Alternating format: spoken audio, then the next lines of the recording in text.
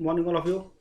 आज हम लोग बहुत इंपॉर्टेंट टॉपिक डिस्कस करेंगे and the topic is from earthquake engineering. बहुत बेसिक क्वेश्चंस है जो अक्सर एग्जाम में पूछे जाते हैं और हम इसको देखेंगे क्या कह रहा है। तो it's a basic question from earthquake resistant design of structure. तो पार्ट 1 में हमने भी कुछ डिस्कस किया था, इससे रिलेटेड कुछ क्वेश्चन देखे थे। आपको याद होगा अगर, उसमें हमने डैम्पिंग के बारे में डिस्कस किया था। अभी हम देखेंगे डायनेमिक रिस्पॉन्स क्या है। देखिए ये क्वेश्चन अक्सर 2 नंबर में पूछता है कि डायनेमिक रिस्पॉन्स को आप जो है 2 नंबर 1 नंबर में पूछता है क्वेश्चन कि आप इसको शॉर्टकट में कैसे एक्सप्लेन करेंगे। तो वहाँ पे हमने इस क्वेश्चन को यही कोशिश किया है कि आप शॉर्ट में कैसे जो है डिस्क्राइब करेंगे और फिर उसको अंडरस्टैंड कैसे करेंगे। दोनों चीज़ों को हमने यहाँ पे कंसिडर करके ये वीडियो बनाया है। तो देखिए द डायनेमिक में भी defined simply as a time varying. ठीक है, डायनेमिक जो भी है, डायनेमिक का मतलब हो गया कि यहाँ पे विथ रिस्पेक्ट टू टाइम हम बात कर रहे हैं। तो dynamic load is there for any load which varies in its magnitude direction और बोथ विथ टाइम। ठीक है, तो the structural response to a dynamic load is also time varying और dynamic in nature and it is called dynamic response. Dynamic response का मतलब ये हो गया वह लोड जो है टाइम के रिस्पेक्ट में होगा, पहली चीज़। ठीक है, और वहाँ पे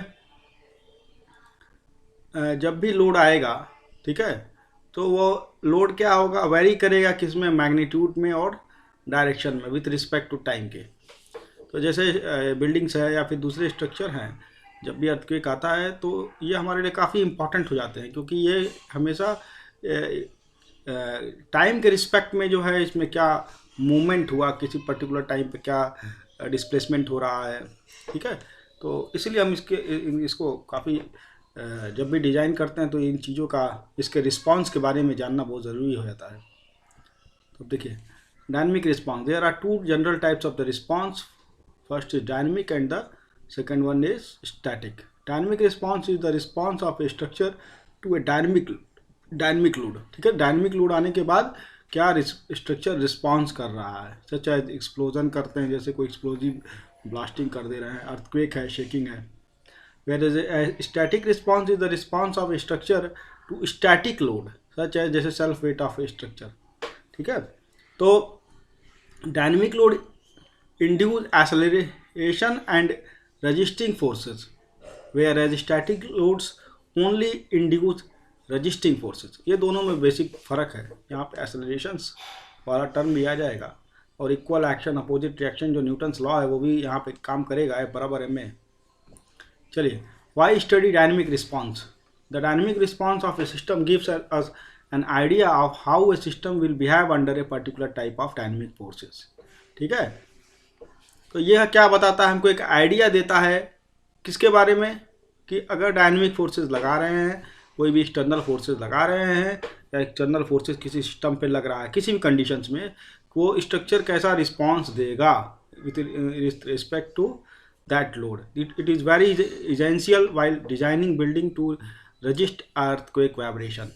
ठीक है, तो let us say we are designing a building in a region where earth vibrations are frequent. So by knowing how the building will respond to a dynamic force of particular frequency, we can modify, develop the design of the building. Hence, studying dynamic response can simply save the building from collapsing under dynamic load. ठीक है, तो काफ़ी important है। What is the difference between static and dynamic forces, ये तो हम लोग बहुत बार डिस्कस किए हैं, हमने यहाँ पे लिया है क्वेश्चन को। पर्पज़ यही है कि आप इसको ज़रूर से पढ़ें। In static problem load is constant with respect to time. Statics में हमेशा जो होता है लोड जो है कांस्टेंट होता है with respect to time, and dynamic problem is the time varying in nature because both loading and its response varies with respect to time. ठीक है, तो अगर आप स्टैटिक्स प्रॉब्लम में क्या होता है कि कोई भी एक्सटर्नल फोर्स नहीं लगता है, बॉडी जो वहाँ पे रहे वहीं पड़ी रहती है। ठीक है, सिर्फ बॉडी के अंदर उसका सेल्फ वेट जो है वही होता है और दूसरा कोई चीज़ ऐसा होता नहीं है। लेकिन डायनेमिक में क्या होता है, कोई कभी कभी कुछ एक्सटर्नल फोर्सेस लगते हैं। ठीक है, तो उस एक्सटर्नल फोर्सेस की वजह से बॉडी में क्या है, कुछ रिस्पांस जनरेट होता है विथ रिस्पेक्ट टू टाइम। तो ये दोनों में फ़र्क है। Static problem has only one response that is displacement, but the dynamic problem has mainly 3 response such as displacement, velocity and acceleration.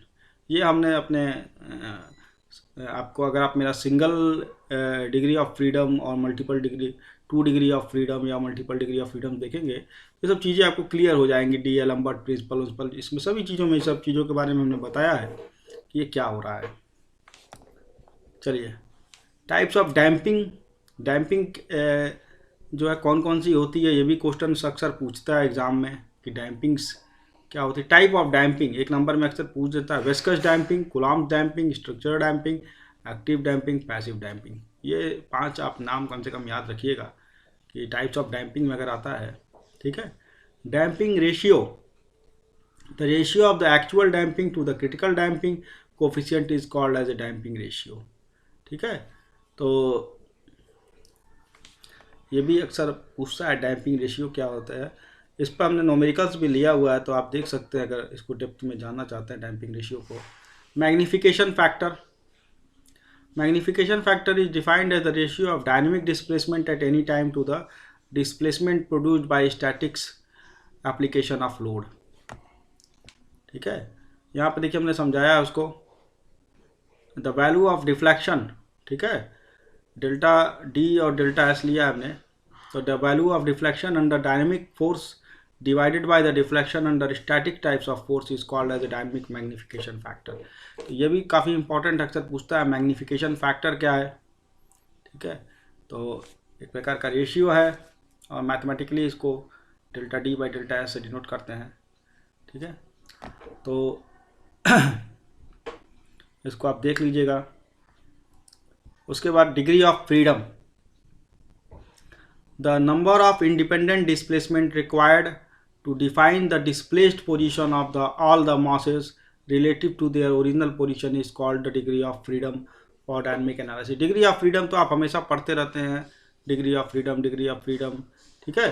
तो ये ओवरऑल है क्या, number of independent displacement required to define the displaced position of all the masses relative to their original position is called a number of degree of freedom for dynamic analysis। ठीक है।